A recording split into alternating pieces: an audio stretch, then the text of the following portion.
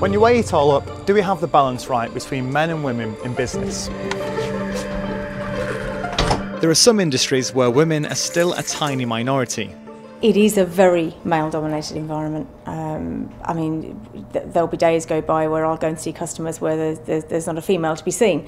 I'm one of the few in our industry. I think there's one or two around the country, but we're very successful. Local enterprise partnerships, or LEPs, have been set up to help businesses like this and bring more investment to the region. But the number of women involved in running LEPs is striking.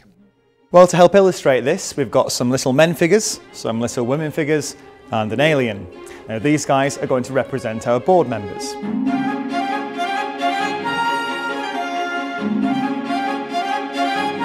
And in Coventry and Warwickshire, there are 12 men on the board and 4 women. But that's as good as it gets. But Herefordshire and Shropshire have 9 men on the board, but only 1 woman. And in the Black Country, there are 13 men on the board and no women, meaning there are as many women on the board as there are aliens. There are some women in key positions. The Vice Chair of Stoke and Staffordshire LEP is a woman, as is the Chair of G First in Gloucestershire. But across the West Midlands there's a clear pattern.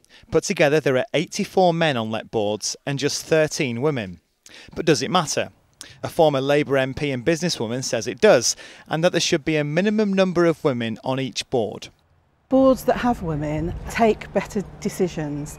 They're less likely to go along with the group thinking, and aiming towards a quota is probably going to be the best way of focusing their attention, because all the research shows that when decisions are taken both by men and women, those decisions are better decisions for the area that they're working in.